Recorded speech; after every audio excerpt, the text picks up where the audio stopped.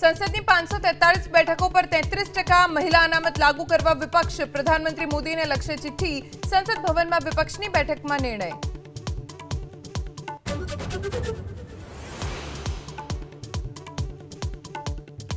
સુરતમાં અક્ષય તૃતીયાની સોનાની ખરીદી નીરસ રહેવાની સંભાવના આજે સોનાનો ભાવ 1,59,000 પ્રતિ 10 ગ્રામ વેપારીઓને નથી મળ્યા એડવાન્સ ઓર્ડર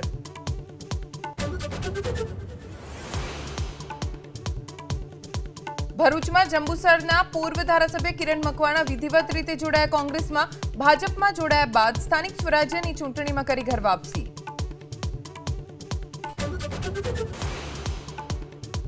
અમદાવાદના વસ્ત્રાલમાં સરકારી આવાસમાં પાણી માટે વલખા પમ્પિંગ સ્ટેશનમાંથી પાણી પીવા લોકો મજબૂર સ્વખર્ચે ટેન્કર મગાવતા હોવાનો દાવો